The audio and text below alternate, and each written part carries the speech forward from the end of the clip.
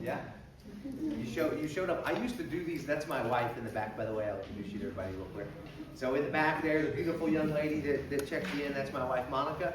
Then you have Garrett in the darker blue suit. And you got Ethan Dunbar in the lighter blue suit. So that's just a couple of our team members here in Northeast Ohio. And then my wife, my wife Monica does not do anything in the financial or estate field at all. She's a behavior analyst. So I don't know if any of the rest of you have a spouse that's a behavior analyst, but it's an interesting thing. She evaluates my behaviors all the time, and she's always telling me about, and I have nothing to come back on. I can't be like, well, no, let me tell you about behavior because she's the expert, so I just have to. It's a woman thing. It's, there you go. There you go. I'm here. She's here. She's wonderful. So let's start with a couple of housekeeping items. So we're a financial services firm here in Northeast Ohio. We've got offices in Copley and Fairlawn. And so I don't know if you all how familiar you are with Fairlawn, but right on Market Street, we're right across. There's a U.S. Bank branch on I guess that would be what the north side of Market, and on the south side. We're right across the street from that U.S. Bank branch, the PT Center. If you know where the PT Center is, a lot of people know that spot, but we're right there, right on 18. And so I am not an attorney, okay? So I do a lot of estate planning for my client base. I want to make sure everybody knows like the distinction. You know, there's some kind of legalese and compliance stuff that I have to adhere to. But I'm not an attorney. A lot of financial planners, I'm a CFP. I don't know if you all are familiar with that, but CFP, Certified Financial Planner, that's kind of like the CPA of the finance world. I started in the industry in 2002. My formal education, I did my MBA at Ohio State long time ago now. I graduated in 2008. But the reality of the situation is if somebody is going to draft a document for you, so like let's say you hear some kind of, if you come to an educational event of this nature and you decide you want to create a trust or you want to create a will or you want to create any of those things, a licensed attorney, you have to be a licensed attorney in order to create that document and charge you for the document. So what most of the people in our field do is we become very well versed in the concepts and how estate planning works. We're just not allowed to charge you a fee to create a document for you. And I always use a silly example of like, I don't know what this road is that runs through here, but let's say the speed limit's 25 miles per hour. I'm allowed to tell everybody that I want to, hey, the speed limit's 25, don't go over the speed limit, and tell you that information. But if you get a speeding ticket and you need somebody to basically represent you in court, you'd have to hire an attorney to do that. That's kind of the weird little example that I use. So not an attorney, but have been doing estate planning for my client base for over 20 years. And I've gotten to where I can usually get people there. So I've had to, when I first started trying to teach people how all this stuff worked, I could see everybody's faces kind of glazing over, and I would realize they're not getting it. And as I've gone along over time, I've gotten to where I feel like I'm going to get you there. I think at the end of this event, everybody in this room should be able to have a really fundamental and good understanding of all of this confusing stuff. Wills versus trust, transfer on death, probate, all of these different things. So I'm going to take you on this little journey, okay? And if you don't mind, I'll use some of you as examples just to kind of, I won't ask anything about your very specific financial situation or anything, but just, if you don't mind, I'll use some of you as examples, take you along this journey, and at the end of it, I'm confident that you'll have a really, really good understanding about how this stuff works, okay? Because it's really not that complicated. There's just lots of vocabulary terms that are tough to follow, and there's just all of this stuff. So I'm going to take you through this kind of event of what it's like for assets to change title. That ends up becoming a really, really key component to all this, is understanding the legal titling on an asset and understanding what has to happen in order for when somebody dies and somebody else wants to take over and enjoy that asset, the legal title has to change. Is that fair to say? You know, if you think about, if you don't mind me, what's your name? If you don't mind, Bill. So Bill, you have a checking account, I assume, and it's titled in just your name. My company's name. In your company's name. And so if you have children and you wanted your children to be able to benefit from that checking account after you pass away, if it's still in your name, they're gonna have a really hard time getting Well, not really, because my daughter's name's on it too. Oh, your daughter's name's on it. Okay, yeah, that would that would change things up a little bit. So we'll talk about that example. But let's go through a checking account, just a real life scenario. Who has heard of TOD beneficiaries or payable on death? Everybody's heard of that? Is there anybody that would be comfortable, like you understand it well enough to explain to the group what it is? You understand? Would you be willing to share? When somebody dies, all the assets in the bank account transfer to the person named. To the person named. It's really that simple. Does it have to go through the probate court? No. Does not have to go through the probate court. So is it fair to say that one of the things that everybody wants to do in their estate planning is avoid the probate process? That's one of the big things. Why does everybody try to avoid probate? What's the big deal? Why does everybody not jump up and get enthused about going through probate? Is it free? No. There's a cost to it. It's around 4% of the probate estate. So if somebody has a $1 million estate, house plus brokerage accounts and all their monies, and it was worth $1 million, it would cost about 40 grand in the state of Ohio to get through the probate court. Okay? And then what about the time? Anybody that has an experience with family member or any experiences, anybody that's gone through it, how long does it take the probate process? 6 months, a year. In that general, and we've seen cases where it took 3 years, right? And there's some that are a little bit faster, but it's time consuming and it's expensive. And who do we pay? Who gets the money? Does like the federal government take that 40 grand? Where does the 40 grand go? The attorneys. The attorneys. So there are attorneys that represent us in the probate court, and they take care of that process. But what's actually happening during the probate process? So just imagine somebody dies, they have all these assets that are titled in their name, a house that's in their name, a checking account that's in their name, and we know we have these exceptions, right, where people will put their children, but for now, we haven't done any planning. We're assuming that we've done zero planning. If we have somebody that passes away and a bunch of assets are in their name, at the end of that probate process, what happens with the titling of those assets? Well, at the end of that you're saying during it, wouldn't there be some searches for any claims? There's search for the, claims on property. Creditors and... Yes. So when the probate process occurs, when an estate is going through the probate process, is there also the possibility of the estate being contested? Of somebody coming into play and saying, hey, they signed this will while they weren't mentally coherent, the beneficiaries listed or not, there's all of this potential stuff that can occur during the probate process. But for today's conversation, I would focus in on one thing.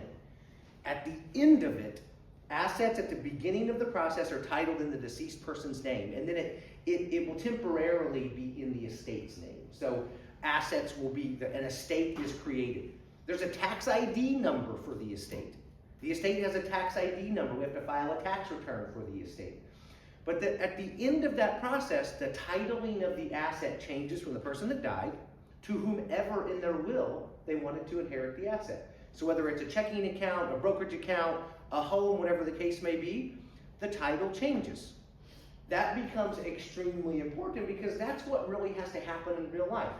So if you look at the options, let's take we're gonna get through how trusts work, how wills work, powers of attorney. We're gonna get through all of these things. But if we start with the basics of this asset titling issue, it makes everything else so much easier. This stuff drove me bonkers. For the first 3 years of my career, I studied for the CFP exam, and I took the CFP exam, and I was like, I still just could not grasp how all this stuff worked because I hadn't had any experiential knowledge. I hadn't had a client die. And then in 2005 or 6, I had my first client pass away, and then I helped the family with all of this stuff, and then it was like, oh my gosh.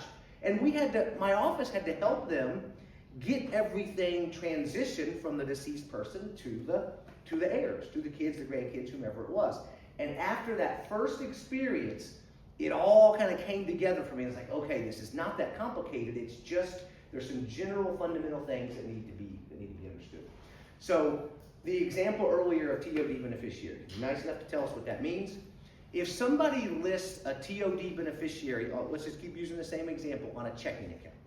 So we have a checking account titled in just Bill's name, no daughter, no anybody else, okay? If you list your daughter as the TOD beneficiary, does the probate court come into play? I don't know. It does not. Probate court does not come into play at all. However, if we want the daughter to be able to use the money, if we want daughter to have access to it, it needs to legally change title from your name to her name. So in the TOD example, if a person passes away and you've got your children as the TOD beneficiaries on the account, this is what happens in real life. We first have to have a death certificate. Okay, that becomes, and again, this goes back to, lots of years ago. But I'll just never forget it. I just was so confused. This first person passes away. I call Schwab and I say, hey Schwab, I'm trying to get this account taken care of. I'm trying to get all this stuff done. And the first thing they said was, do you have the death certificate yet? And I said, no, I don't have the death certificate. I said, is that important? And they said, not only is it important, but that's all we need. And I was like, oh, they had the transfer on death beneficiaries listed on the account, but they didn't have the legal document to prove that the person was dead. What if we didn't have to give death certificates upon these kind of things happen? Right? Like anybody could just call, your heirs could just call Charles Schwab or whomever and say, hey, my parents passed away, please split off the money to the beneficiaries. So none of those firms are ever going to split those money off to the heirs until they have a valid death certificate, that legal document on file. As soon as they get it, here's what happens. The person dies. Where does the death certificate come from? I always think this is kind of interesting. Who gives it to us? The funeral home. The funeral home. It's just so weird that it all goes through that channel. But the funeral home gives us the death certificate, okay? It normally takes like a week. A week after the person passes, death certificate comes. We send that death certificate off to whomever needs it. Charles Schwab, the bank, Merrill Lynch, whomever holds assets. We send the death certificate, and if you had TOD beneficiaries listed on the account, if you do, they just open up accounts for those beneficiaries, and they just take the money and split it, whatever percentages you put on that form. Yes, sir. So we live in a digital world and everything kind of changed. So I having never died, is there an original death certificate and copies are valid and everything go to different parties, or do you have to? How does that work? This is kind of a nutty thing, and now I get to see how it all works way too many times now. But there's usually somewhere between 3 and 10 originals that are given to the family. Okay. Pay for them. If you pay for them. Right. Almost every company accepts copies. It's got a little seal on it. We have had maybe 3 or 4 requests in my whole career for an original. But they do. There's something in there that the legal departments are comfortable with a copy. I can't tell you why. I just know that they're comfortable with a copy. Okay.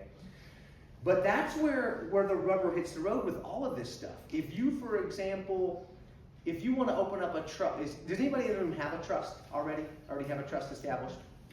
Did you get it funded? Like, have you taken the trust to the bank and gotten assets transferred, like the title transferred into the trust? Either of you done that? I don't know. My attorney did it. Okay, attorney did some stuff. So that's how all of this stuff gets controlled. I use the example of the death certificate. So if your children just randomly call Charles Schwab, just pretend you have a bunch of money there, and they're like, yeah, we're gonna get mom and dad's money. Hey Schwab, mom and dad passed away, split the money off to the beneficiaries. Schwab's legal department will not let that happen until they cross off all the things off their list. And what they need is a valid death certificate in order to split it off to the beneficiaries. If you create a trust and you want to get your checking accounts and your brokerage accounts or any of your assets retitled into that trust, the legal department has to see a copy of the trust. They won't do it just because you told them to. They say, we can retitle that asset and retitle it into the name of your trust, no problem, but we need exactly this, and this. And let's say you bring them a copy of your trust, but it's the non-signed version. Because that's a very common thing with these legal documents, is there's lots of copies. Some of them are just copies to reference, and some of them are what we call executed copies, where they're signed, notarized, ready to go. Once in a while, one of our clients will take their trust or their legal documents up to a bank or a Charles Schwab or wherever, and they accidentally take the one that's not signed. Will the legal department at Charles Schwab or Merrill Lynch or any bank accept that document that's not executed and signed. No. They won't. So the financial institutions make sure that all of this stuff, that all the rules get followed, because what would happen? What would we all do with Charles Schwab? Would we not just sue the crap out of him if they were constantly just letting monies float off to anybody that asked for the money? So like same scenario if you walk into the bank. If I walk into the bank wherever you bank at, and I try to get your money, what do you expect that the bank is gonna do? If I walk up, what's your first name if you don't mind me? Bonnie. If I walk into Charter One Bank and say, I'm Bonnie, I want to withdraw $20,000 from this checking account. Even if I somehow knew your checking account number, you expect, Bonnie, that they're not going to give me your money. They have to follow some procedure to make sure that it's you. Once they make sure and they validate that, it doesn't mean that fraud doesn't happen here and there, right? Because there's all kinds of crazy stuff going on. But that's how all of this stuff kind of stays intact. Is there's a legal process in place, and all of these the different things that you all hear about with trusts and wills and probate, all of this ties to the titling of assets and getting the titling right, and title changing from the deceased person to the person that you want to get the money when you pass it. We call your heirs. So now let's go through and kind of get through some of these examples of different ways that we can accomplish different things, okay? So let's go back to probate, okay? So covering probate first kind of pulls a lot of this stuff together in one conversation. We all know we want to avoid probate because there's a cost to it. Is there any advantage to going through probate that anybody knows of? If we can avoid it and we basically get through the process quicker and with less cost, does anybody know of an advantage to going through the probate court? If there's disagreements in the family? It could be, I don't know of any actual advantages of doing it. It's just the way the system works if we don't get something better in place, okay? So in the event that somebody passes away and they have a beneficiary listed on every single account on their home, can you add TOD beneficiaries to your home? Yes. You can. You absolutely can. So if I have a beneficiary listed on every single account, every single asset that I own, do I have to go through the probate process? Does my family have to go through probate if there's beneficiaries on every single asset? The answer is no. And the reason why is because the probate court comes into play when there's not something else in place that gets this asset transitioned to your heirs without involving the government. So the way I would think of this as well is think of it as being handled privately amongst you, your family, and your financial institutions, versus it being handled, let's say, publicly with the government involved. The government will get involved if they have to, but if any of you have seen this happen with TOD beneficiaries, a person dies, a death certificate's issued, the family walks in and delivers that death certificate, they see on file who the beneficiaries are, and it takes a couple of days and they split the money off. There's no court involved, there's no police, there's no anybody. It's just financial institution following the rules, and then you and your family taking care of it. What about if you have a trust? What if instead of having TOD beneficiaries on all of your accounts, what if all of your accounts are titled in a trust? Does that avoid the probate process? If you were to guess. Like, that's why I'm here. I'm here to find out. Yeah. So that's another way to avoid the probate process, is to have all of your assets titled in a trust. And it's conceptually the same thing. You make it private. It becomes a private matter where the probate court is not involved. So this is where people get real confused because they'll go, well, wait a minute.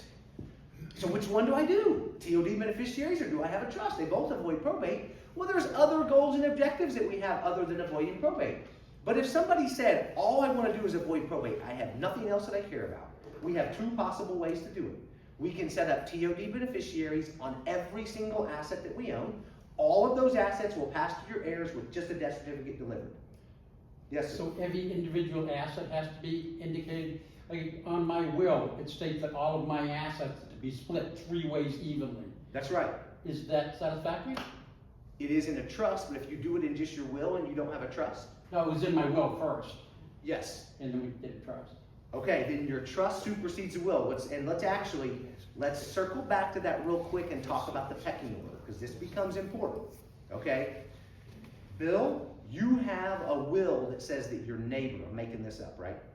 Your will says that your neighbor gets all your money. It was before you had kids and got married and all that stuff. It says, hey, I want my neighbor to get everything. It can be contested, huh? It, well, could be contested, but even more simply, let's go through the pecking order. If your will says your neighbor gets all your money, but you list your spouse as your beneficiary on all of your assets, who wins? The beneficiary. The beneficiary wins. The beneficiary is trumps the will. The will, this is what, the main thing that confuses most of the people I try to teach these concepts to, is just that everybody's heard of a will. Everybody's heard of wills. They're talking about in movies. We know the term. So when I tell everybody that a will is the last thing in the pecking order, that just doesn't make sense to them because they're like, that's the only thing I've ever heard of. I know that most people supposedly have wills. And if that's the case, how is it the last in the pecking order? It just is. What's first in the pecking order? What if you have an asset that's jointly titled? Joint tenants with rights of survivorship. Are you two married? Yes. Okay. Is it fair to say that a lot of assets are jointly titled? Yes. Jointly titled checking accounts. The house is probably JTWR, joint tenants with rights of survivorship. So if your will says that your neighbor gets all of your money, and you were to pass first, join the angels first, but it's a jointly titled asset, does the joint owner become the owner of the house, or does the person you listed in the will? So that is a confusing thing for people to say, well, I created a will and I said who my beneficiaries were. How's it possible that those aren't the people that get my money? Because that's not the order. The order doesn't go will first, beneficiary designation last. The will is the last thing in the pecking order. And we don't want the will to work.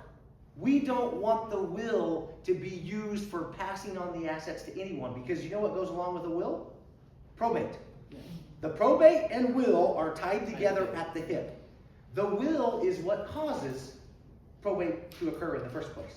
So we call wills, the way that we describe them now as financial planners, when somebody says, will this or will that, we call them pour-over wills. That's the terminology we use. It's not a legal term. It's more of just how we want to present the concept to get the right picture in the person's mind of how it actually works. So the reason we call it a pour-over will, we could call it a safety net will just in case somebody screws something up. That would be another way to describe the will properly, because we just have it there just in case you miss an account. You should have put a TOD beneficiary on an account, or you created a trust and you forgot to retitle one of the accounts into the trust. At least the will catches it, and the people that you want to get the money get the money. They're going to have to go through the probate process and pay the cost and everything else, but at least the right people get the money. So when we create a will, we create it with the intention that it has zero use. Other than a roadmap. Kind of like a roadmap for all the other stuff. It can It act should as a already roadmap, be 'cause done, you- the way it's but we want the legal document to never be used. Right, I got Yeah, it. that's right. Who does the discovery?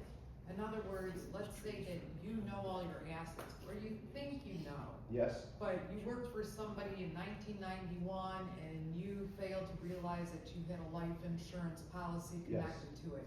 Is it up to your heirs or your attorneys, or who discovers what your assets are in that case? Yeah, it's very, very schizophrenic. It's very, very all over the place. It's very, very, because there's no central database that holds there's no database you can type in your social security number and just say, hey government, please tell me every asset that I have in my name. That doesn't exist, and that blows people's minds. So here's what happens in real life. In my example, we work with about 100 families in Northeast Ohio. We have every single asset, every life insurance policy, everything they have, we have mapped out in the system. The ownership structure, the beneficiary structure, all the things. But once in a while, somebody will call and say, I got a letter. This happened 2 years ago. Frank, I won't say the last name. This guy calls our office and he goes, I worked for Procter & Gamble in Cincinnati from like 1972 to 1982. And I have a pension from them that I didn't even know I had. And it had like $102,000 balance. He would have never known that $102,000 existed if he wouldn't have got a letter from Procter & Gamble.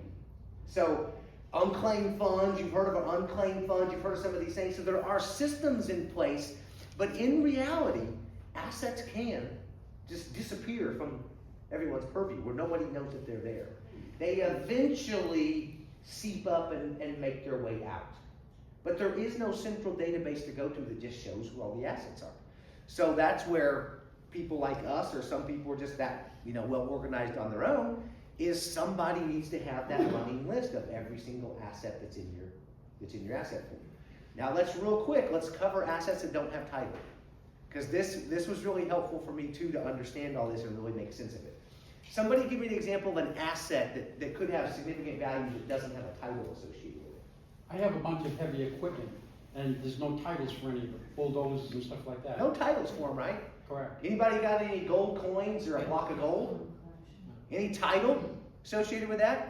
Anybody got a nice piece of art or an antique vase or something that's got a decent value to it? There's no title. So these tangible things that don't have title, how hard is it to get those transitioned to your heirs? Think about it, nothing has to change title. The first child in the door gets it all. The first child in the door! The others hate them forever. That's actually, And that's how it works. that is how it works. What's your name? My name is Mark. Mark, that is so true. It's true. Anything of any volume, you have to document in some sort. That's right. And so in everybody's estate, that's exactly right. In everybody's estate documents, there's this section where we have them map out all their intangible stuff. Or I'm sorry, their tangible stuff. We have them map it out and tell us who they want to get it. Because that's the only thing we can go on. There's no, it's kind of like the Wild Wild West. So when one of the kids walks in, think about it, because what you said, Mark, is so true. Even when we map it out, we'll hear about these little fights and stuff that occur because one of the kids that's usually closest to mom and dad goes in, and they just start taking the stuff that they want. And one of the other kids will say, no, mom and dad mapped that out in the trust, and they told us who they wanted to get what.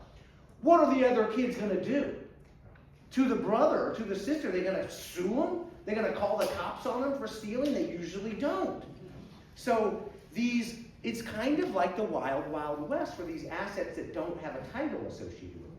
Happens all the time. They tell me, hey, Dad gave it to me, Mom gave it to me, they told me they wanted me to have it. Yes. So you gotta spell it out and tell the kids, not that I'm here to speak, but this is no secret. You have to share your wants with the entire, whoever is gonna get it. That's It's right. not a secret. That's right. Your kids aren't babies anymore, they're adults. Yep, that's right. And so, yes, ma'am. Can you explain again why the will? I'm really confused. I thought the will, if you had in there that, things were gonna be split. But I see what you're saying, that they will come in and fight over these objects if you haven't listed them. What If you list them, the executor, in this specific example, the executor has a fiduciary liability to make that happen, what you put in there. Okay. But what would happen in real life? This is where it becomes important. In real life, the executor would have to be sued. The executor is normally one of the kids. The executor, the trustee, is usually one of the kids. So what would have to happen is sibling would have to sue sibling. And usually that doesn't happen. But most of the time things go well, especially if the parents take the time to map it out. If the parents take the time to map out the tangible assets, say this is who we want to get the stuff, if they take the time to do that, it normally goes smooth. But if not, it really is, like when my grandpa passed on my mom's side, there were 5 siblings, and they got along fine, but they all just went into my grandpa's house and started talking. He had a gun, he had all this stuff, he was a big hunter, he had all this stuff, and like the 2 boys wanted the guns, and the girls wanted, and they worked through it and figured it out, but my grandpa didn't have any of that stuff mapped out. He didn't have any of the, he didn't have any of that in his documents. I saw somebody's hand go up. Can you explain the purpose of a trust sometime in your? That becomes an extremely important part of the conversation. Because, so let's, by the way, I forgot to mention this at the beginning. Every single one of you is going to have the opportunity to come into the office for free. And nobody's going to try to sell you anything here, or if you come to the office, you can just come to our office in Fairlawn and get an individual consultation. And it's with me, and it'll be just like this, and we can go over all your personal stuff. Nobody's going to try to, if you tried to buy something from us, we wouldn't be able to sell it to you anyway. So every single person will be invited to come in to our office and just basically spend an hour and a half going through all of your stuff and getting recommendations. If anybody wants to work with us, that's great, but, happy to just educate and move on from there. But the trust piece is really, it's a really important part of the conversation because it's just a little too simple. Trusts themselves, if you wanted to create a trust, if you were gonna become an attorney, I'm not saying that creating one and knowing all the law is simple. I'm saying understanding these are my goals and objectives, and do I need a trust, yes or no? It's not that complicated. It really is not. And we'll start getting down that path right now. Yes, ma'am. So, is there a reason you wouldn't need a trust or shouldn't have a trust if your lawyer said, well, you don't need a trust, you have a will? Should you be like a new lawyer? Possibly. But if you told them you didn't mind probate, if you said to the attorney, who cares, the kids can pay the cost and wait 12 months, then if I was an attorney, I'd say, well, then you're good. There's nothing else to even consider. But you don't need a trust to avoid probate. You don't need it to avoid probate. You can avoid probate with what other option? Joint ownership or TOD. Yeah. POD. You can add it to your home. You have to do that through the county. If you live in Summit County, you have to call the county and get the forms to get the TOD beneficiaries on a home. But all of the investment accounts, all of the bank accounts and investment accounts, they're like one-page forms. You fill out real quick, put the beneficiaries, their address, their social security number, date of birth, full name, and what percentage they get. Then you sign the form. And then you can change it at any time, and there's no cost. There's no cost to do these forms. So you do not need a trust to avoid probate. You can avoid it, but we still don't want your will to work. We still don't want your will to have any bearing or any legal authority. What we want to happen is we want to have this will that we only use, that only gets used in the event that you forget to add a TOD beneficiary to one of your accounts. And why I say we still want the will, and we call it a pour-over will, because we don't want to go through probate or anything of that nature, but if we mess up and don't get something done, we still at least want the will to direct the asset to our children in the right percentages, and it will at least do that. But it will be 12 months later, and it will cost 4% of the value of that probate estate to get through the process. Yes, sir. So, if I'm understanding you correctly, the top of the hierarchy system is have a TOD or POD on everything. And I that would helps say you avoid probate. you avoid probate. And what I would Okay. say is trust, TOD are at the top. Okay, well, I was gonna Depending say, on- and then the trust is like underneath it or equal to it. Could be equal to it, Right. yes. But the will, as we're all kind of going through, is counterintuitive. That's the safety net. The will isn't what we all It think is. it is. It It's is. The The trust. will is like you don't really, Right. you want to have it as a just in Yeah, case, right, but we really don't want to go through probate and have our will But direct. because that guarantees you go through probate. That guarantees A you go will through equals probate. probate. A will equals probate. That's Yes, it. sir.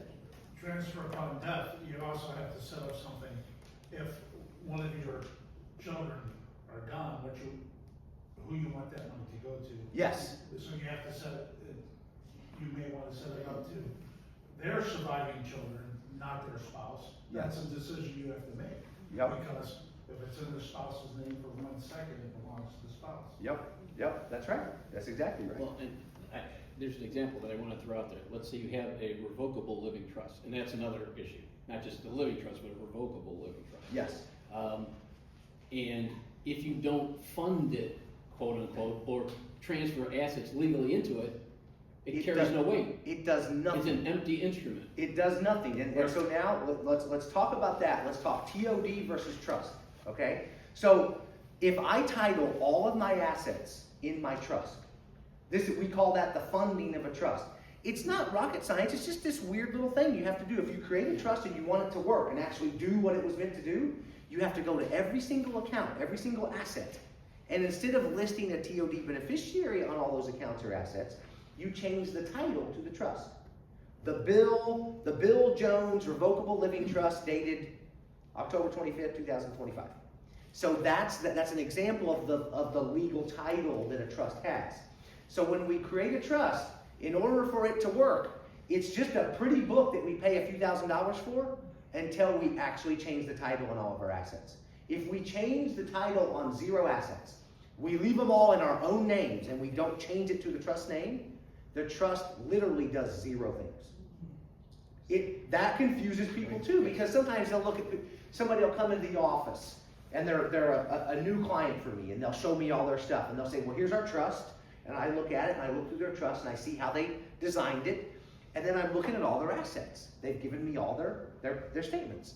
None of the assets are titled in the trust. And so I let them know, I tell them what that means. And they're just basically like, no way. There's no way that can be true. That cannot possibly be true. And I go, it sounds crazy. But the problem is that the attorneys are in the business of creating these documents and charging the $2,000 or $3,000 fee. They can't babysit every person and make sure that all the assets get retitled. However, some of them offer for you to pay more and let them be in charge of getting all the assets retitled. It really doesn't require an attorney at $500 an hour to do that work, but a lot of them offer it just so it doesn't slip through the cracks. 80% of trusts never get funded. 8 out of 10 humans create the trust, they get the pretty leather binder with all the documents, and they change title on 0 assets. I'm not kidding, it's 80%. I heard the number, and now I've seen it experientially in life. 8 out of 10 people never fund them. Only because they don't understand. They think by merely putting that together and having an attorney sign off on it, or it's gotta be notary, it's they go, gotta oh, do it's a legal something. document. Yes. And then they stop there. They don't stop. realize it's worthless. It is absolutely worthless. It does actually 0 things unless you change the title of the assets to the trust. You have to do that part. If not, it does nothing. It's just an expensive book. Yes, ma'am. Are properties that are titled to a trust listed as such on the county auditor's website? They are. They are. But think about it. County auditor's website, the only thing you're going to see there is real estate. Right. You're not going to see your brokerage accounts. No, but if a house is supposed to be in a trust, will it show as trust of so-and-so? It absolutely so-and-so will. trust? It will say trustee after the person's name. It will list the trustees, which will be the people that created the trust. Okay. But you'll see TTEE after their name. Okay. And you can play with that. If you know somebody that has a trust and has funded it, you can go to Summit County Auditor, Cuyahoga, wherever you're at, and you can look up their address and look up, and it will actually say their name and TTEE, which is short for trustee. Will there be a transfer date from Joe Smith to Joe Smith Trust? Yes, there will be a transfer date as well. All that will show up because it's a title change. Right. Think about it. That's a change in title. Who else can you change title in your home to? Could you change the title? Are you married? If you don't know this? Okay. Is your house titled as joint tenants with right to survivorship now? Yes, but that's where my question was gonna lie. Okay. If one party doesn't agree to the transfer of title into a trust, then you're still at this impasse, aren't you? That's right. So if you have a jointly titled asset and both parties won't sign off on it to change title to the trust, you can't change it. Both parties have to sign it. Okay?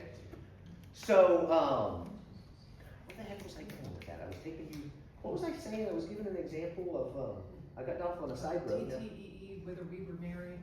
Yes, okay. Is there anything that stops any of you from changing the title in your home right now to me?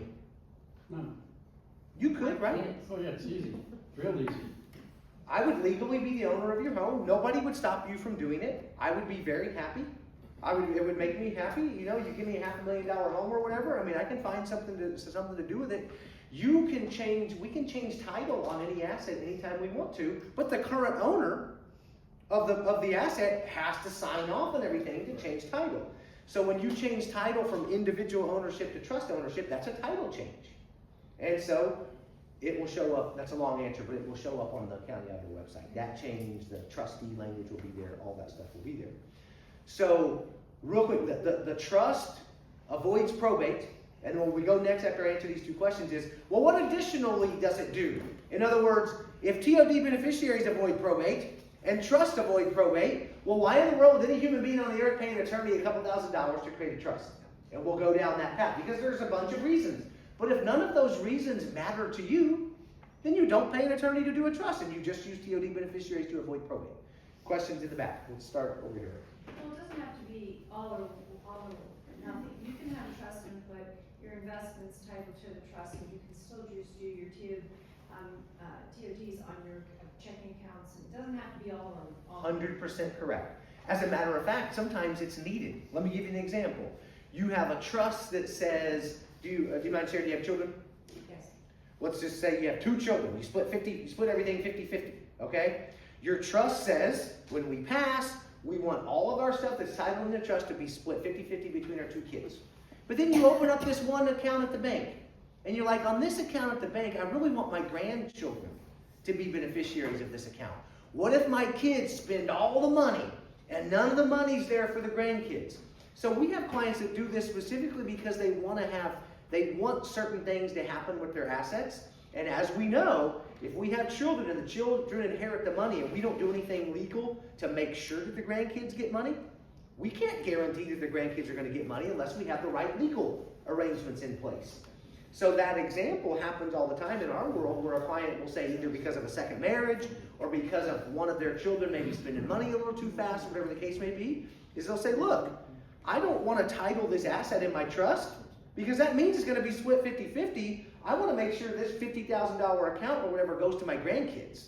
So I want to list my grandkids as the benefit. They start thinking about how to do that in their trust, and it becomes really messy. So they'll just put TOD, but they'll put the grandkids as TOD beneficiaries on that one account, and then leave everything else titled in the trust. That's a commonly done thing. But the short answer is, there is no policing of this stuff. In other words, if you don't do any planning, and you have no will, no trust, no TODs, no anything, there's nobody that's you're not gonna get in trouble for not having anything in place. You also don't get in trouble if you create a trust and never retitle your assets into the trust. If you never fund it, nobody gets in trouble. You just wasted the money on the trust, if that makes sense. If you, so you can do whatever you want. It's hard to keep this stuff straight. This is what happens with our average client. They didn't have their stuff in order. They start working with us and we get their stuff in order. We get everything immaculate. Every single account is either retitled into the trust, or if they don't need a trust, TOD beneficiaries on every account. But what happens for the next 30 years? Do they occasionally open a new account? Maybe they occasionally move and buy a new home? How often does the person forget that they need to add the TOD beneficiaries or titled in the trust?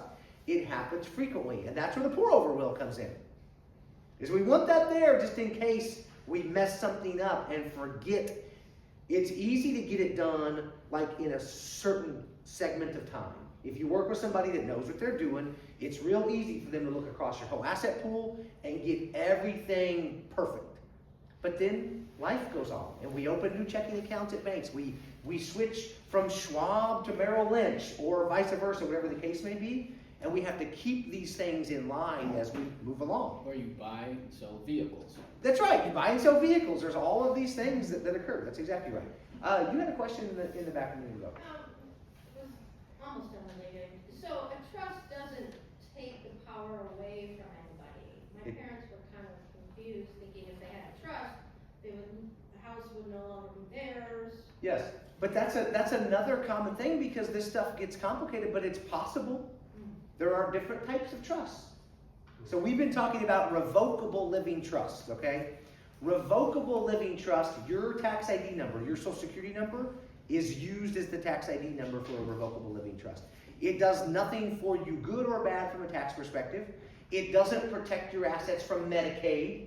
You know, like the Medicaid planning stuff where we're trying to basically go into a nursing home and not spend our own money. Revocable trusts don't do any of that. But you're in total control. You have given up no control to anyone.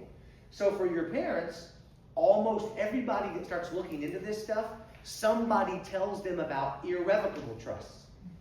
Irrevocable trusts are different. Irrevocable trusts, you do lose control. But sometimes we want to lose control.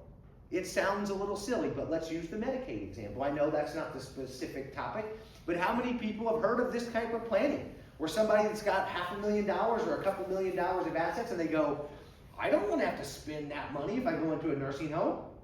They want Medicaid to pay the bill. In order to qualify for Medicaid and for Medicaid to pay the nursing home on your behalf, how much money can you have? Zero. It's basically like $1,500. You can't have any money and have Medicaid pay your bills. So, you've all probably heard of the 5-year look-back rule, but this is just another example that helps bring all this stuff to life. You have to do things the legal right way to match up with what you're trying to do. And if you don't do it the legally correct way, it doesn't happen the way that we want it to work. It has to be perfect.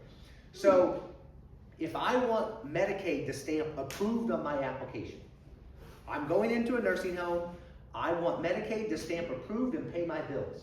I have to have no assets showing up in my name. You can have your home, right, your primary home? As long as somebody's living in it. Oh.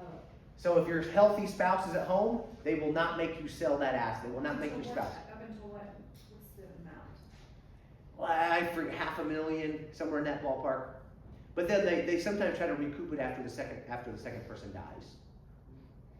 We have a client that works in the law office in Akron, that's all the law office does. They go after Medicaid cases where Medicaid was paying bills, and when the second person dies, when the one's healthy spouse dies, and there's equity in the home, they go after the equity to get Medicaid their money back. Okay, so that's a common thing. But they won't come after, Medicaid will not come after that asset when the healthy spouse is still living there. Does it have to be a spouse? Can it be a child, or? Usually just spouse. Just spouse. Healthy, somebody else, neighbor, anybody else living in the house. Boyfriend? Yeah, boyfriend, yeah. That stuff, that stuff does not work. So, Do so, they still own the house then? what's that? Does this other party living in the house still own the house? Well- Or is the asset already with Medicaid and they're giving them essentially permission? No, they still own it. They still own it. The Medicaid doesn't own the house in this example. Well, let's go back. We'll get back to there because we're kind of at the end of it. We go back to the top of this chain. Think about what happens if you want to have no assets in your name for this purpose. There are other reasons why some people don't want to have assets in their name. Who remembers the O.J. Simpson civil trial that he lost? But how much money did the family get? Zero. Nothing. All of his money got transferred into a pension plan. That just happens to be the way the law works. And he had smart people that knew how the law worked. They transferred assets from one spot to another. And when that civil lawsuit was, when they found in favor of, in disfavor of OJ, the assets were in a particular legal structure that they didn't have any way to breach that veil. I'm not saying that that's a good thing. I'm just saying that's how this stuff works legally. This happened to me in real life. It's a sad story, but this is like 20 years ago. Hopefully everything worked out. In real life, one of my clients was a long-term employee of AT&T. They had about a $5,000 a month pension from AT&T. Second marriage, their first marriage lasted about 8 years. Their second marriage, like 30 years. Okay? The beneficiary on that $5,000 a month pension plan was the first wife. He forgot to change it. Who do you think is still getting the money? We know who he would have wanted to get the money, right? But the way our legal system works, the ex-wife is still getting a check for $5,000 a month, and the wife of 30 years that husband intended to get the money, and this is the same for everything you have. If you look at your beneficiaries on your accounts, your IRAs, your life insurance policies, your Roth IRAs, all of that stuff, if you left your ex as the beneficiary of that account and then you die, they get the money. Because what happens is people will take this to court. Now, in this particular case, it went to court. And it was like, the judge didn't even consider it. It was cut and dry. The beneficiary never got changed. We know that it's logical that the money should have gone to you. But the legal document says the ex gets the money, and that's who gets the money. And that's just the way it works.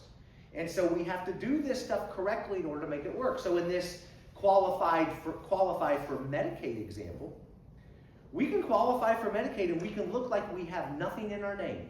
But we have to get the assets out of our name in one of two ways. We can give the assets to our kids.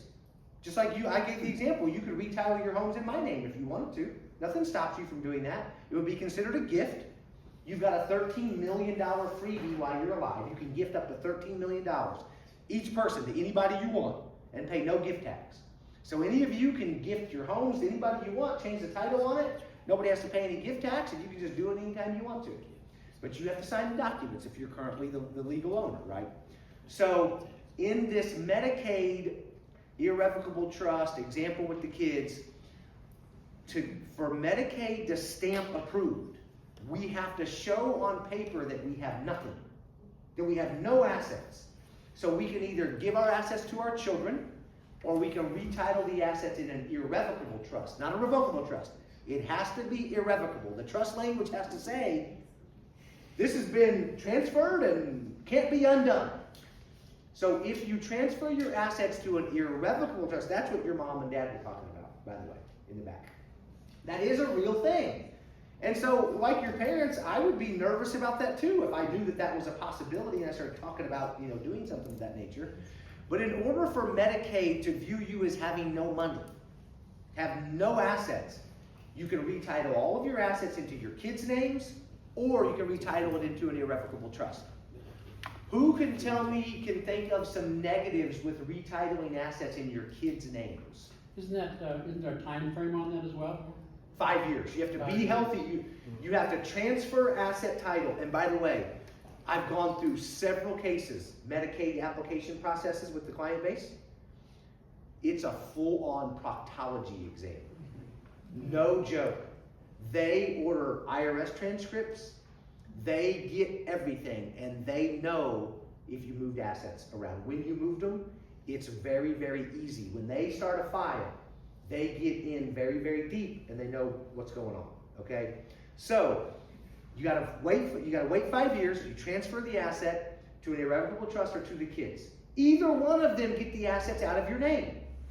If you transfer the assets to your kids into the irrevocable trust, what can the kids theoretically do with all the money? So they can spend it. They can spend it, do whatever they want. When you create the irrevocable trust and you transfer a title to the irrevocable trust, the disadvantage is you have to pay the attorney to do it. You don't have to pay an attorney to transfer your assets to your kids. You can transfer title to all your assets to your kids and not have any costs associated with it. But if you create an irrevocable trust, you're going to pay $2,000 or $3,000 to an attorney to do the trust. But you kind of have, the best way for me to describe it is you have a string attached to the assets as the creator of this irrevocable thing. You can irrevocably give your assets away, but you got this little string attached where if you want to, you can undo it and pull it all back into your name. But then it undoes the planning as well. You can undo it, but you undo the planning that you intended to create. Yes, sir. Doesn't that wreck your credit too? Let's say that you're an older person and you Yes. transfer all your assets out. Wouldn't that limit your ability to get any type of loan or credit? Believe it or not, doesn't affect the credit. No.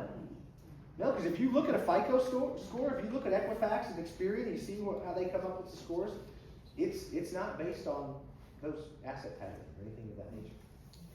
No. Which works in, it's hard for retirees to get mortgages.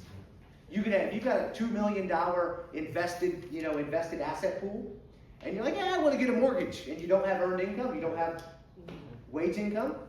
We have to set up withdrawals from our clients' accounts to show the bank that they're taking withdrawals from their investment accounts. That's the income that the bank requires to see in order to approve a mortgage for a retiree. It's crazy. But then the bank will say, well, you've got the money, why don't you just write a check? That's your two options. You don't have to mess with us. You can just write a check because you've got the money. They go, well, I don't want to. I want to get a loan. Well, okay, if you want us to loan you the money and you have no wage income, they make us turn on income, like withdrawals from their Schwab account into their checking account, and we have to show them that. Some banks are 2 months, some are 3. It's crazy.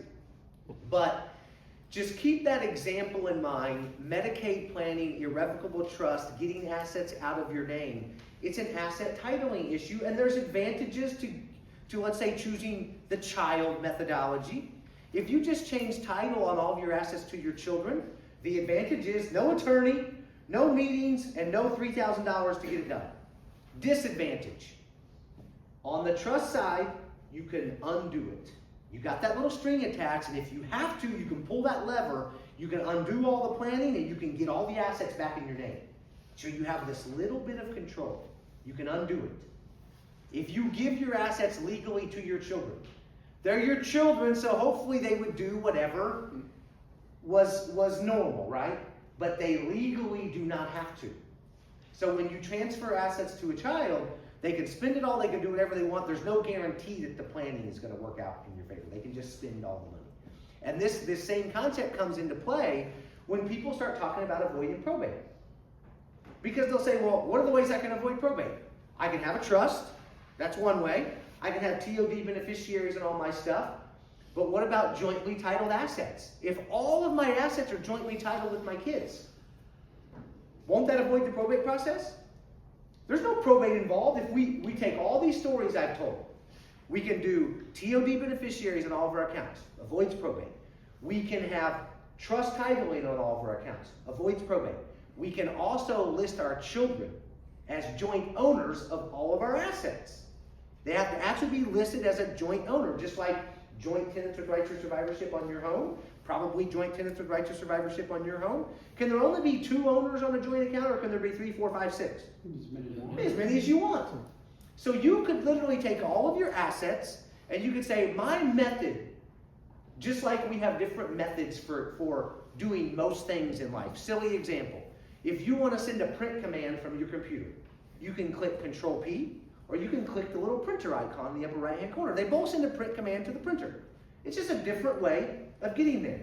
So this third way of avoiding probate is you can literally list your children as joint owners on all of your assets. So real quick, just go down a couple paths with me. Assume that you all did that. Your kid goes through a bankruptcy. Oh, boy.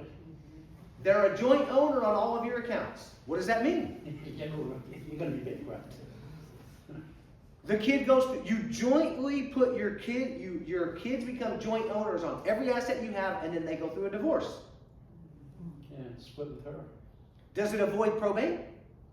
Yes. But do you have vulnerabilities? It doesn't mean, how often do these things happen? They're not extremely frequent, but they're possible. So when you look at these, that's, in my opinion, the joint titling with children to avoid probate. There's other ways to do it. That's the least desirable way to do it, to jointly title with a child. Regardless of the, there's better ways to do it. TOD is a very, very easy way that costs $0 to make sure that probate doesn't exist and without having a vulnerability. With the POD though, that doesn't protect you with Medicare. It doesn't, but that's where the goals for each client become extremely important. And now let's cover the trust, because this comes into play with what does a trust do? Let's get out of that irrevocable trust world when we were talking about Medicaid. That's it's much less common. It is used, but just remember, irrevocable trusts are more serious and they take care of more serious problems. Okay? And they occasionally get used. The trusts that you all have heard of, that most of you have heard of, are revocable living trusts. And a revocable trust avoids probate. All the assets that are titled in a revocable trust avoid probate. But there's some other things. We can avoid probate with what? TOD. So if the only thing we're trying to do is avoid probate, if that's the only goal, why do we pay an attorney and mess with all of that? There's no reason to do it. There's no value from doing that. It's just a waste of time and money and energy. So what are some of the reasons that somebody would create a trust if they have another way to avoid probate? We've already talked about a couple of them. Instead of pretending that you give your assets to your kids or that you jointly title the assets with your kids while you're living, we just gave these 2 examples of divorce and bankruptcy while everybody's alive. But now you've passed away, you've joined the angels, and your kids inherit your money, and there's no trust involved. You bypass probate by having TOD beneficiaries. Probate, no problem. We're good to go. But all of your kids inherit their share, $500,000 each, $200,000 each, whatever the number is. They have that money in their hand. It's an outright distribution to them in their name legally. Now they file for divorce, or they get divorce papers from their spouse, or they have a bankruptcy issue after they've inherited your monies. Is it possible that those assets can come into play during a bankruptcy proceeding or a divorce? The answer is yes. Now, if the child knows what they're doing, you can avoid it, but most of them don't do it right. So here's the example. If your child inherits $1 million from you, and they take it and put it in an account, and this is in Ohio, in a common law state, and they put it in an account in just their name after they inherit the monies, and then they get divorced a year later, it's not part of the marital property. It is part of it, it is, isn't it? Inherited property is not Oh, considered. that's right. Inheritances are not marital property. However, what do most people do? They inherit $1 million or $500,000 from mom and dad. They look up and they go, hey honey, that jointly titled home that we have, we should pay it off. Yeah. And they commingle the inherited assets with the marital property, and then it becomes marital property and it gets split in the divorce. So that be the issue. So just think very generically, it's not that you couldn't possibly get this to work out if you didn't have a trust. But if you have desires to what I call control from the grave, to control assets from the grave, meaning if my kids inherit my money and then they got divorced and that divorcing spouse got half of that money, I'll roll over in my grave. Or if my kids inherited my money, they went through a bankruptcy and creditors got half of my or all my money, I roll over in my grave. If those are things that concern you, there's only one type of legal structure that can do that. What do you guess it is? It's a trust. And this is where, again, very similar to some of the other conversations we had about wills. Because most of us have these preconceived kind of beliefs, or just we've grown up with these words and these things, it's hard for people to believe that we don't want our will to work. Also, trust avoid, you can lay out how much money your kid gets per year so they avoid the tax implications as well. That's right. You can do all of that. There's no way to do any of those from the grave type of planning items unless a trust is in place. Why? Let's talk through the legal title real quick. This is where legal title of asset, we use all these examples and this brings it home. When you don't have a trust, and let's say we avoid probate, big goal, avoid probate. TOD beneficiaries on everything. Very simple. No cost, no attorneys, no nothing. Simple stuff. But when your kids inherit the assets, when you've put TOD beneficiaries on the accounts, what happens after the death certificate gets sent off and the financial institution processes it? What's the legal title? Let's pretend you have 2 children. Is it legally titled in their name after that gets done? Or is it legally titled in a trust? If you didn't have a trust, it's kind If of you didn't have a trust? Yeah. Oh, it'd be titled under their name, It would wouldn't just it? be titled in their name. Yeah. So if it's legally titled in their name, how can we possibly control the distribution of the money slowly, or protect it from a divorcing spouse, or protect it from a bankruptcy if it's legally in their name? So when you hear me go through this little piece, it brings it together. When we have a trust, we pass away, all of our assets are titled in our trust. How are those assets titled after we die and we provide the death certificate to Charles Schwab or Merrill Lynch or whoever? It's in trust name, you die, we provide the death certificate, there's beneficiaries listed in your trust. Is the asset titled in the trust name, or does it change into the kid's names? In the kid's name, isn't it? It can. If the trustee distributes the assets out from the trust and sends it to them individually. But if you want to protect assets from the grave, that's how it works in real life. The person creates the trust, the assets get titled in the trust. When they pass away, the death certificate is received, everything comes out in the wash, it stays titled in the trust name. Yeah, that stands to reason. And when it stays titled in the trust name, there's a trustee. And the trust, just like in the world of wills, what's it called? Who's in charge of a will? The executor. What's it called if you have a trust? Successor trustee. So the successor trustee, are there laws and rules around what trustees and executors have to do? Aren't they supposed to abide by the legal document that was put in place by the creator? They have a fiduciary responsibility. They can be sued. They can have criminal action brought against them. You guys have heard cases of this. There was we had an office in Solon from 2006 through 2023. But our location in Solon, right across from Sedlak Interiors, that we had from 2013 through 2023, there was this big law firm, well, I should say big, for Solon, a big law firm, Masnick, Raskin, and Ryder, I can't remember all the names, but there was one of the attorneys in there, did some jail time because they were a trustee, and they basically absconded funds. You can't steal people's money just because you're you can't steal people's money for any reason and not have the potential to go to jail. So in this particular example, this attorney was the trustee, meaning they could sign off on things and had legal authority to write checks and all of that stuff. And they basically used that authority for their own benefit and gave themselves a bunch of money that they weren't entitled to. And that person did jail time. Called Can't they American pay greed. themselves? American greed. Yes, ma'am? Can't they pay themselves? Can't They can pay themselves, that's fine. You just can't steal $1 million. So if the document says that the successor trustee gets paid this much every year, they're allowed to take that money. They're allowed to get paid fairly, but they're not allowed to write themselves $1 million check and send that over to their personal checking account. And that's what happened in this case. So my point there is that the way all this stuff works is you name who's in charge after you die. And if you only have a will, it's called an executor. And if you have a trust, it's called a successor trustee. And that successor trustee or that executor has to do what you spelled out in your legal document. And if they don't, people can sue them. If they steal money, they can go to jail. So they need to follow the rule set that you put in place when you created these documents, if that makes sense. So that's what keeps everything in line. Is there's a human, there's a person that gets put in charge of your affairs after you die. And if you create a trust, it's called a successor trustee. And it could be a corporate trustee as well. You can have a bank trust department act in that role.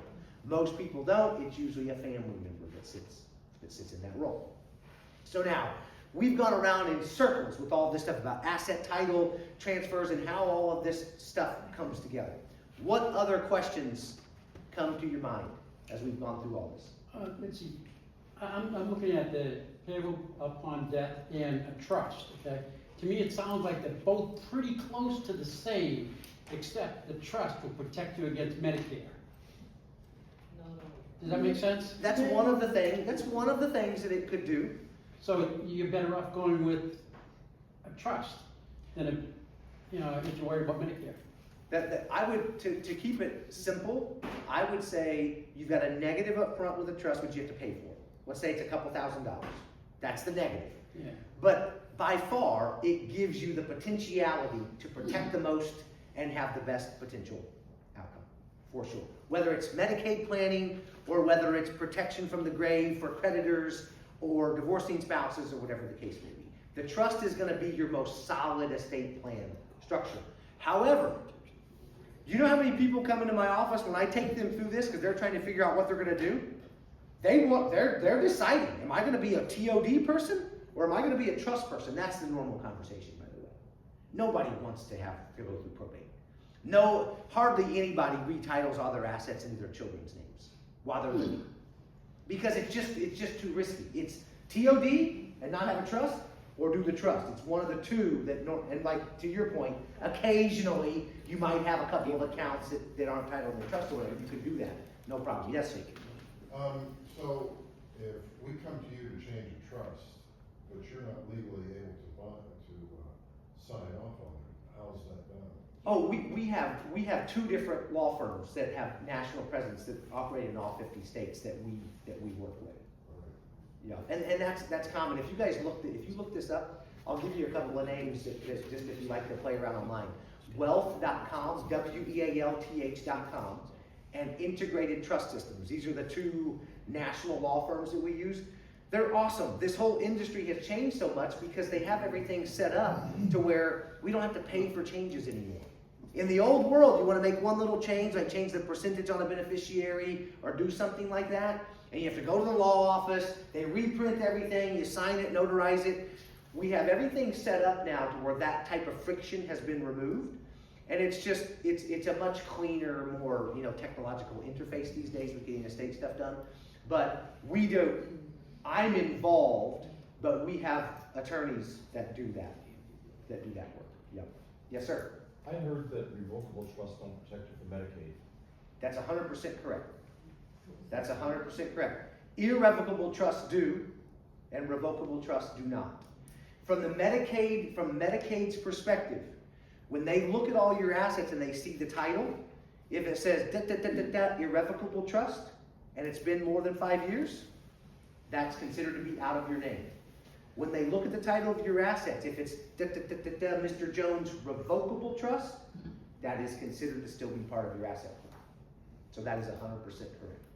So the type of trust, irrevocable versus revocable. And the way to think about this, it's the language inside the trust that determines what it is. So has anybody ever heard of a special needs trust? You ever heard that terminology? Yeah. These are all trust legal arrangements that we create out of thin air. It's just different language inside. So a special needs trust has this very specific language that makes it possible for somebody that has special needs, that gets government assistance like Social Security income. If they get Social Security income and they inherit $1 million from their parents, they get disqualified from the Social Security income. They have assets, they get disqualified. So this particular trust, the language says the trustee has the discretion. The trustee can give the special needs child some money. It's just a weird little language change. So since the trust says the trustee can, at their discretion, give the special needs child money, when it gets reviewed by the Social Security Administration, they go, well, that's not the kid's money, because the trustee has the discretion to not give them money. That little language change in the document is what causes us to say, that's called a special needs trust. This trust is called an irrevocable trust, and this trust is called a revocable trust. It's the language, it's how everything is mapped out in those legal arrangements that determines what we call it. And in the irrevocable trust that does get it out of your name, the language in the trust is basically saying, you're permanently giving this money away you're getting it out of your name permanently. Now the reality is that there is this little string attached where you can undo it. But the trustee, the current trustee, has to sign off on it. And that's where picking that trustee is very important to keep that string attached. But that's 100% correct. Revocable trusts do not get it out of your name at all. Only irrevocable trusts do that. Yep. Yes, ma'am. Is there a legal or beneficial way for a parent to give monetary gifts to their children without big tax implications? 100%. You've got a $13 million freebie. Every person does. So you've got the, what is it now, $18,000 a year, I think, is the annual gift. 19,000. Go up to 19. But it's a little confusing the way you're saying you didn't give, that's over a lifetime, $13.999 million. That's right. But you're only allowed to give $19,000 per year per child. So if you're married, you and your spouse both can give $19,000. And if you want them to have more and you trust their spouse, you can give their spouse as well. And how is that shown? That doesn't have to be Doesn't shown. have to be shown? Only if banks track checks over a certain amount. But cash is king when it comes to giving away money. Yep. But it's also being tracked when you take money out of the bank. Yep. So that number you're given, that $19,000 a year, you can give the $13 million and change above and beyond that over your entire lifetime. So most people are never going to pay any gift taxes. Yeah, most people are never going to pay any gift taxes. Isn't that gift tax only above that amount? It's if it's above the $18,000 a year, and then if you exhaust your $13 million lifetime freebie. You have to exhaust all of the above to owe gift taxes. So very few humans on the earth ever pay any gift tax. Just not a common thing, but it's possible. Yes, sir.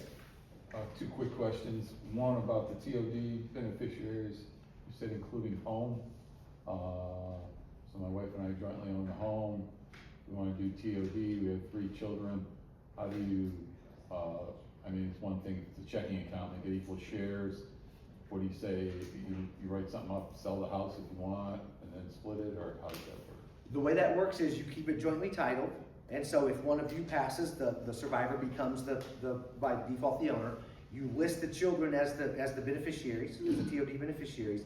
Upon passing, without a trust is another example of trust versus TOD. Upon passing, no probate, that's great, but they become equal owners of the home, and they have to agree and decide upon what's going to occur. All right. Sell it, so on and so forth. Can you put a contingent beneficiary on a transfer upon death, like I'm saying? Yes. That way it goes to your 100%. grandchildren instead of this. 100%. You can do primary. I love my but the reality is what happens, it happens all the time.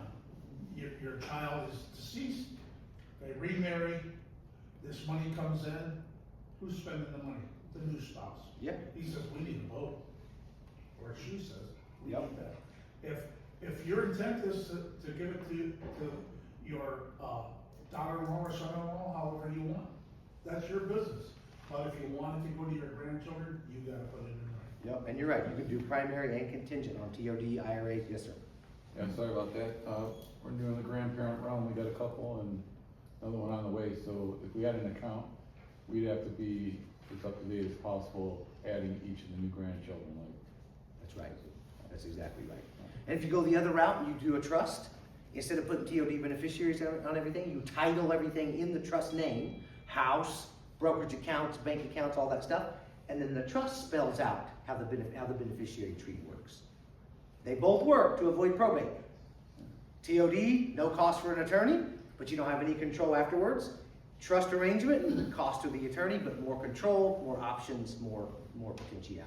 Thank you. It looks like we are running close on time. Last question, and Yeah, power of attorney. yes. Can you touch on that? The power of attorney documents, living will, all of that stuff goes along with the whole package. In other words, most people have an estate planning binder. It's in a nice leather binder, and they view it as one document. But in reality, we have a trust, sometimes, not always, a last will and testament that we want to not be used, right? Then we have a power of attorney for healthcare, a power of attorney for finance, a living will, that's the one where we say pull the plug if this, don't pull the plug if that. These are all different documents that all get executed at the same time. Yeah, so they all flow together and they have different purposes. So for example, power of attorney, when do you need a power of attorney? Is that after you die or if you become incompetent while you're alive? So we need these kind of things as the just in case. What if this happens and what if that happens? So a typical, legal document structure would be, a lot of folks have a trust, some don't. Then we have a last will and testament that we call a pour-over will that we don't want to work, but it's there as a safety net. Then we have a power of attorney for healthcare, a power of attorney for finance, a living will, sometimes a springing durable power of attorney, but these are all just documents that come into play if something happens while we're alive. All those ones we just covered are while we're alive. If we become mentally incompetent or need support, here's what we want to happen and who's who we want to be in charge. What is this joint tenancy? I know it was your last question, but do you have something on here, number 3? How would you like to protect yourself against the risk of using joint tenancy? What is joint tenancy? That was the whole thing about the kids being listed as joint owners on accounts, and if they go through a bankruptcy or a divorce. That's what we're talking about here. Yeah, and if you don't mind, please fill this out, give us some feedback. And for those of you that want to come in and do a consultation, literally, it's with me, and it's just as comfortable as this. What's that? What's your name? Landon. Okay. Landon Jones. Yeah, and my business cards and everything are back there on the back. But if you want to schedule a time now, you can. You can schedule with the folks in the back. And if not, you can just circle a time on your sheet, and we'll call you tomorrow or the next day and get something set up.